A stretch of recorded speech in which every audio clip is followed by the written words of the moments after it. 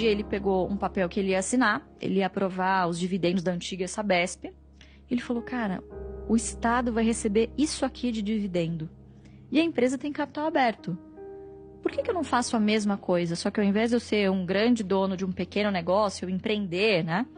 Por que eu não faço o contrário? Eu seja um pequeno dono de um negócio grande que já está estabelecido.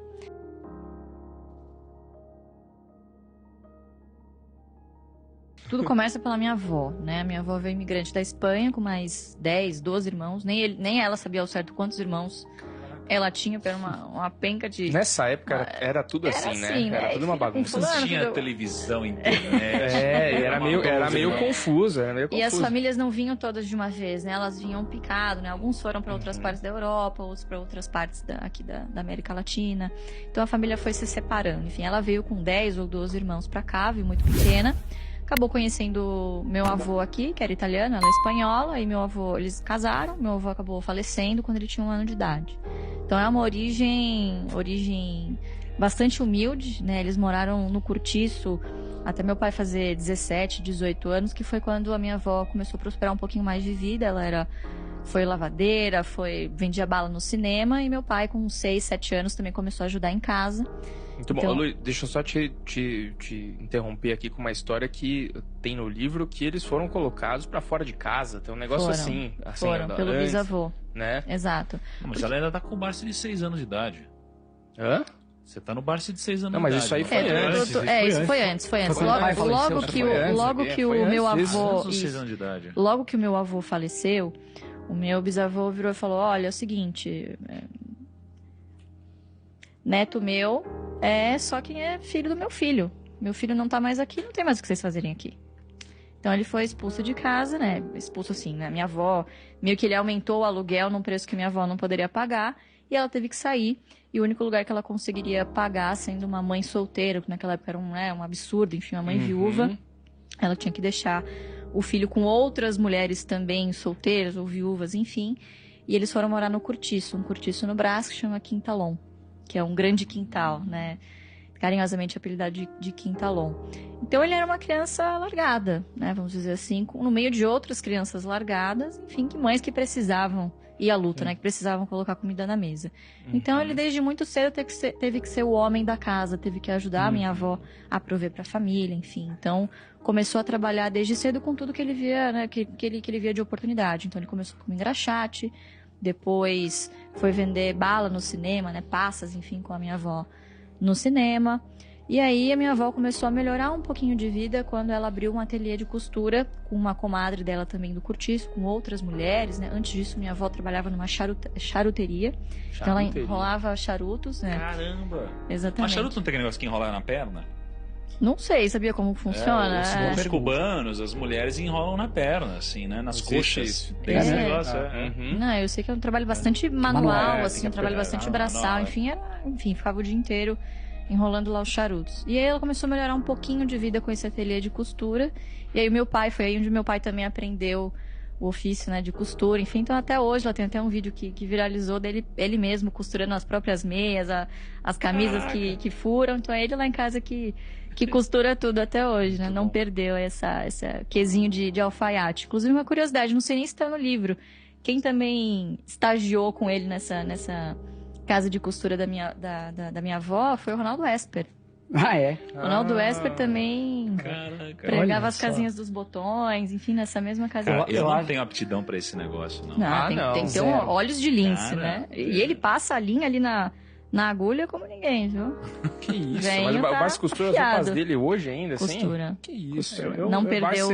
Botava incrível, fogo, cara. Você tá jogando no lixo? Compra pra outro. Eu sou o Barsi, eu vou costurar, vou comprar roupa. Mas é por isso que vocês não estão preparados pra ser o Barsi. O Lucão ia parar de gravar isso daqui, né? Ia jogar tudo no lixo. Furou, fogo. Não ia...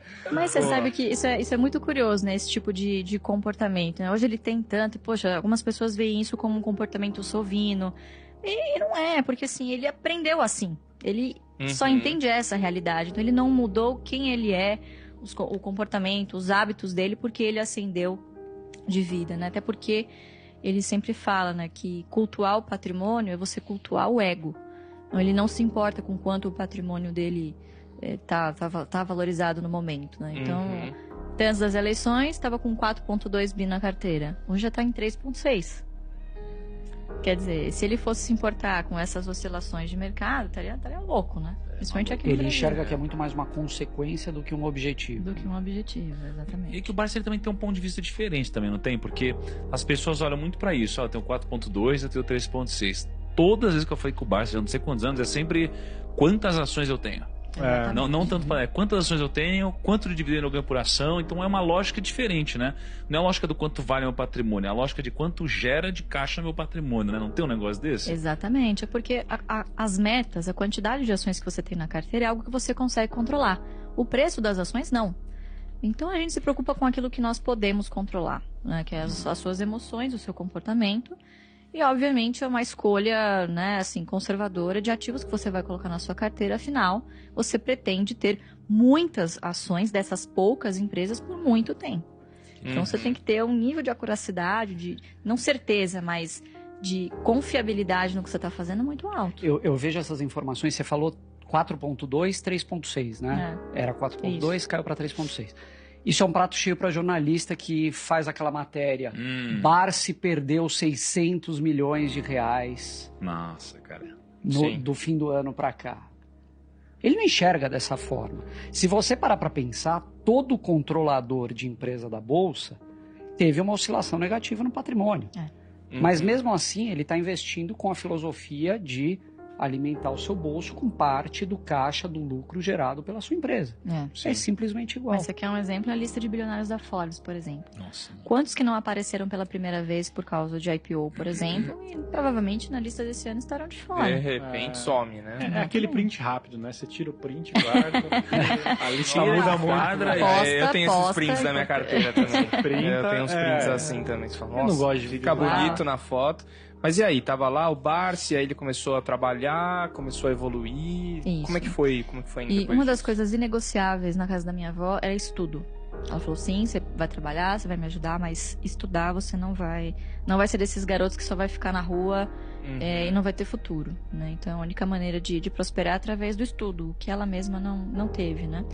Então ela sempre fazia questão de que ele estudasse. Ela conseguiu um acordo, inclusive numa escola perto da charutaria, enquanto ela estava trabalhando nessa fábrica, um desconto, né, na mensalidade, enfim, algo que ela pudesse pagar. E aí ele, enfim, prestou lá um exame, foi muito bem. Ele sempre foi um aluno muito aplicado, um cara muito dedicado, muito disciplinado nesse sentido. E ele conseguiu lá uma bolsa de X%, enfim, de um valor que ela conseguia pagar a mensalidade.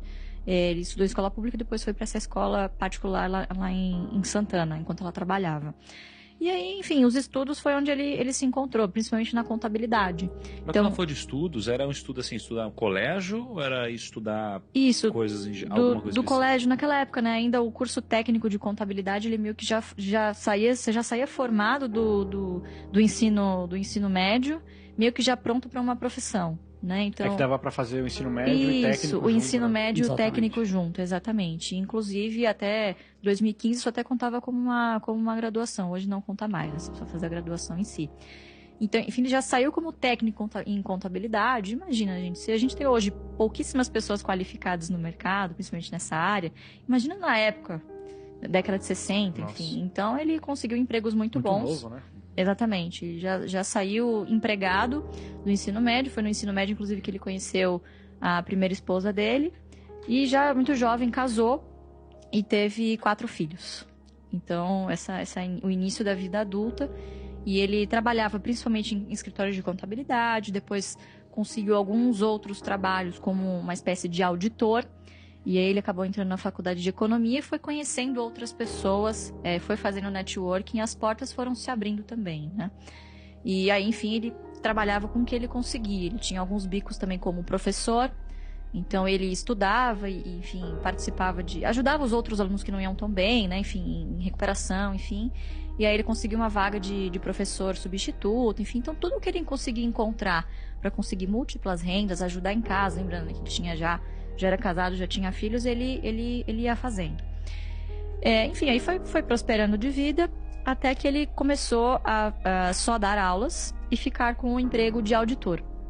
E nisso ele começou a ter um contato maior com bolsa, porque ele auditava algumas empresas de capital aberto, como a CESP. Então, um dos colegas dele que fez faculdade de economia com ele, trabalhava nessas empresas públicas, enfim, indicou, né, para fazer esse trabalho de controladoria, enfim, meio que controller. Ele aprovava algumas contas de algumas empresas de energia e de saneamento do estado, do município, ele prestava esse serviço.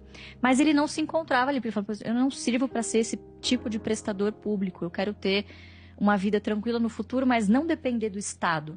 Eu já vou depender do Estado no futuro, né? Por conta da aposentadoria, eu não posso fazer isso, então eu preciso encontrar um caminho. O cara já previu que o Estado já não ia sustentar lá atrás, que naquela Pois é, época mas- nem era uma dor de cabeça naquela época. Já era uma dor de Já cabeça, era? porque o INSS, de fato, como a gente conhece hoje, ele foi instituído, de fato, com a Constituição de 88. Na época, você não tinha uma contribuição social, né? Era muito mais algumas contribuições sindicais que funcionavam como uma espécie de fundo, Meu Deus. ou você poderia contribuir para os fundos de previdência privada. Fundos de previdência privada existem desde a época do Império, né? Principalmente para o funcionalismo público. Então, naquela época, tinha a Montepio da família militar, todas as famílias que tinham alguma certa condição contribuíam para esses tipos de fundos de previdência privada. E ele sempre fazia as coisas, falava, pô, isso aqui não bate, isso aqui não é bom. Eu não me sinto confortável em entregar o meu dinheiro, o dinheiro do meu futuro, para um gestor que eu nem sei, nem tenho a visibilidade do que ele está fazendo com esse dinheiro, né? Então, ele começou a estudar outras formas de como fazer esse dinheiro render, vamos dizer assim.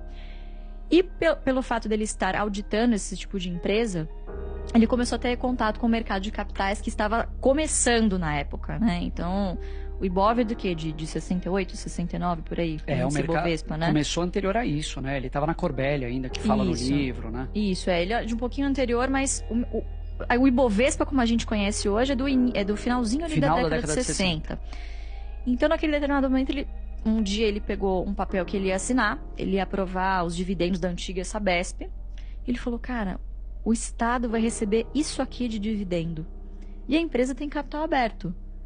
Por que eu não faço a mesma coisa? Só que ao invés de eu ser um grande dono de um pequeno negócio, eu empreender, né? Por que eu não faço o contrário? Eu seja um pequeno dono de um negócio grande que já está estabelecido. E aí ele teve esse clique e falou, bom, eu vou... Quantos anos, mais ou menos, ali? Ele tinha perto de 30 anos. Mais ou menos a idade que Ou eu tenho seja, hoje, tem entre 28 gente- e 29 anos. Tem gente ansiosa porque ainda não atingiu um patamar financeiro antes dos 30 e ele começou aos 30 a investir em ações. Começou e você